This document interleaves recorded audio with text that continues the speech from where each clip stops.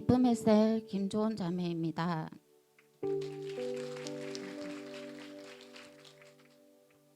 저는 6살 때부터 할머니 손에 자랐습니다.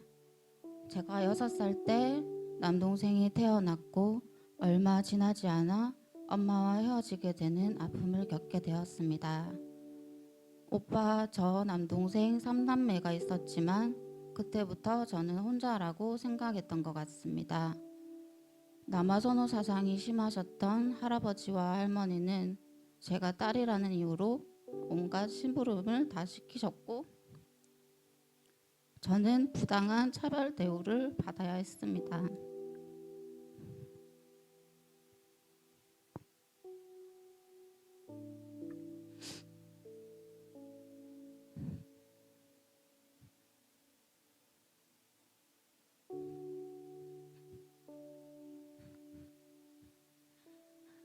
예쁜 옷도 예쁜 머리핀도 해보지 못했고 사고 싶은 것도 하고 싶은 것도 하고 싶은 말도 그저 참아야 했습니다. 가정이 결핍 때문이었는지 20대 초반 조금은 이른 나이에 지금의 남편을 만나 9년 연애 끝에 결혼을 하였고 바로 아이를 갖게 되었습니다. 그런데 전 준비 없이 아이를 가진 것 같아 미래에 대한 두려움으로 기쁘기보다 두렵고 막막했습니다.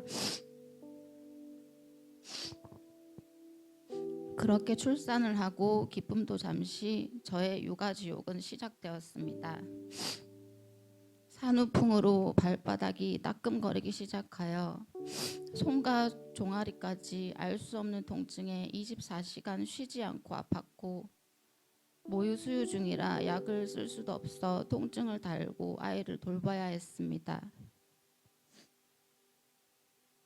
친정이 없었던 터라 몸도 마음도 의지할 곳이 없는 것 같은 서글픔과 주말에도 출근해야 하는 남편을 배려하여 독박 육아에도 최선을 다했습니다. 남편은 그런 저에게 따뜻한 말 한마디 없이 자신의 일에만 충실했고 내내 핸드폰만 들여다보고 있는 모습에 짜증과 분노가 차올랐고 연락 없이 불시에 찾아오시는 시어머니의 잦은 방문으로 스트레스와 분노가 점점 더해져 갔습니다. 그러는 중 여름이 왔고 산후풍으로 찬바람이 힘들었지만 아이와 남편을 배려해 에어컨을 틀 수밖에 없었고 무더위에 저는 내복을 입고 그 위에 수면 잠옷과 수면 양말까지 신고 그렇게 여름을 보내야 했습니다.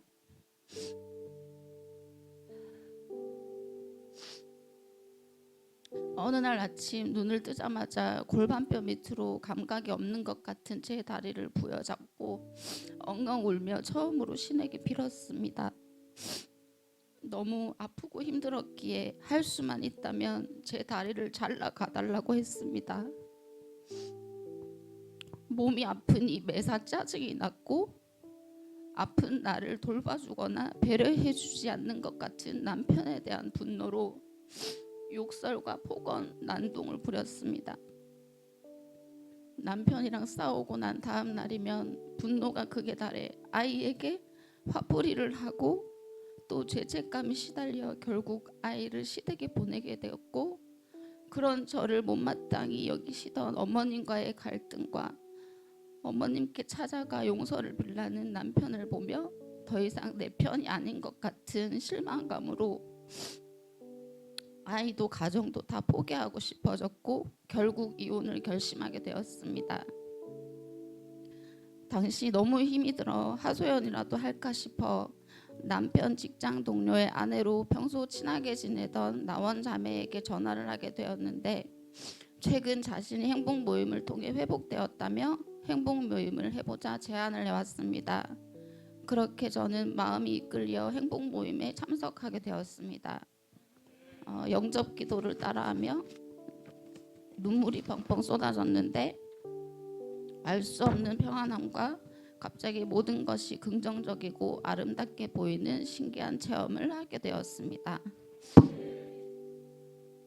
저의 첫 기도 제목은 시댁에서 아이를 데려와 잘 키우고 싶은데 시댁에 찾아갈 용기와 아이를 잘 돌볼 수 있게 해달라는 것이었습니다. 정말 놀라운 것은 바로 다음 날 남편이 아이를 데려왔고 자신도 가정을 위해 더 노력해 보겠다는 것입니다. 더욱 감사한 것은 분노로 가득 찼던 내 마음이 점점 평안해졌고 아이도 너무나 사랑스럽게 보여 전혀 힘들지가 않았습니다. 그렇게 큰 응답을 누리고 저는 교회로 첫 발걸음을 하였고 마침 그날은 회복 캠프 날이었습니다.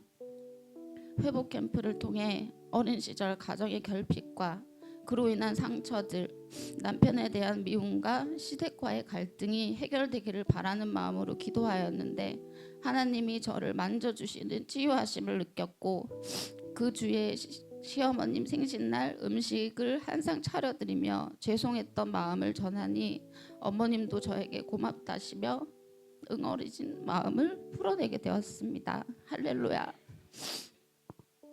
그러고 나니 남편에게도 복음을 전하고 싶어졌고 마침 저의 변화를 좋게 보고 있던 터라 목사님과 한번 만나볼 것을 제안했더니 바로 그러겠다 하여 남편의 행복 모임도 열리게 되었습니다. 부부 행복 모임으로 저는 두 번째 행복 모임을 하게 되었고 남편은 점점 마음을 열고 조금씩 변화되며 복음 안에 우리 부부는 참 행복을 누리게 되었습니다. 제 안에 치유가 일어나고 가정이 회복되어지니 생각나는 사람이 있었습니다.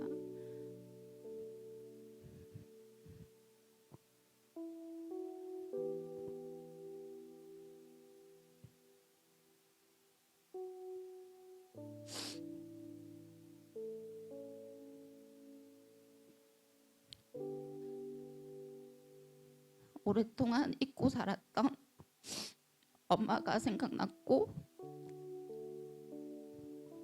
원망보다 이해하는 마음이 커지게 되어 찾고 싶어졌습니다. 리더님과 목사님께 상담을 하고 기도로 준비하며 엄마를 만나게 되었고 엄마를 다시 찾은 기쁨에 너무 좋았습니다. 그런데 그런 은혜를 누리고도 정해진 시간 해야 할 일을 다 해야만 하는 저의 강박증과 나의 신앙 온도에 못 따라주는 남편에 대한 원망으로 시험이 찾아왔고 양육훈련 첫 시간을 마지막으로 하나님의 손을 그만 놓고 말았습니다. 다시 일상으로 돌아가 시간적 여유와 몸이 좀 편해지는 것 같았지만 지금 그것도 잠시 남편과의 불안은 다시 시작되었으며 저의 짜증과 분노와 원망은 또다시 커져갔습니다. 급기야 아이에게 보여주지 말아야 할 모습을 보이고 말았습니다. 싸움이 지속되던 어느 날 주일이 되었고 저는 이대로는 안 되겠다, 하나님을 붙들어야겠다 생각했습니다.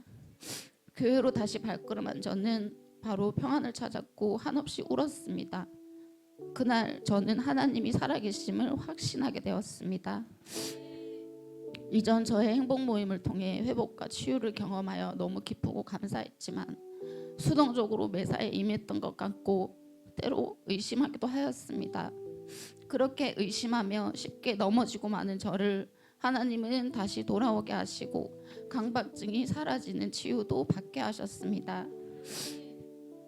방황하던 저를 안타깝게 보던 셀 가족들이 다시 열어준 행복 모임으로 저는 회복을 경험하게 되었으며 그러고 나니 주변의 아픈 영혼들을 돌아보는 마음이 생기며 행복 모임이 열리길 기도했습니다. 그러는 중 이번에 회복 캠프를 한다는 소식을 들었고 저의 첫 회복 캠프에 많은 은혜가 있었기에 남동생과 남편이 함께하길 기도했는데 감사하게도 기도가 응답되어 남동생은 회복 캠프 참석 이후 매주 예배를 나오고 행복 모임도 하고 있습니다. 저는 이번 회복 캠프를 통해서 방언의 은사도 받았으며 산후풍이 치유되었음을 확신하게 되었습니다.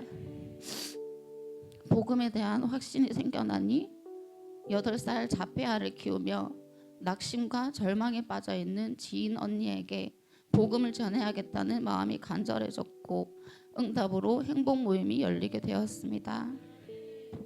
한 주 한 주 언니의 회복되어져 가는 모습에 저 또한 많은 은혜를 받고 있고 남편과 아이와 함께 예배드리고 싶다며 예배를 결단하였는데 주님 함께 하시어 예배로 인도해 주실 줄 믿습니다.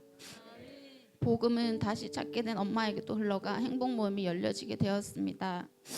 엄마는 저와 동생 신우가 함께 교회 다니는 게 좋아 보인다며 엄마도 함께 교회 다녀보겠다 하십니다. 좋은 관계 맺기 중인 사촌 오빠와 조리원 동기에게도 곧 복음이 흘러가게 될 줄 믿습니다. 나는 목마른 자에게 물을 주며 마른 땅에 시내가 흐르게 하며 나의 영을 네 자손에게 나의 복을 네 후손에게 부어주리니 이사야 44장 3절 말씀. 아멘. 목마른 나와 우리 가정에 시내가 흐르게 하신 하나님 감사합니다. 회복 캠프 내내 귀한 말씀으로 일깨워 주시고 저희 가정의 신방 예배로 발걸음하셔서 귀한 말씀을 주시며 우리 부부를 붙들어 주시고 다시 돌아올 수 있도록 기도해 주신 목사님께 진심으로 감사를 드립니다. 다 포기했던 저를 끊임없이 찾아주시고 손을 건네주신 우리 교회 공동체가 있어 너무 감사합니다. 양육반을 통해 온전히 성장되고 변화되어 영혼 살리는 길에 귀한 일에 잘 쓰임 받고 싶습니다. 제 인생 가장 힘든 때에 찾아오시어 저를 다시 만나주시고 사랑으로 회복시켜 주신 내 영혼의 치료자 나의 하나님 아버지께 이 모든 영광을 올려드립니다.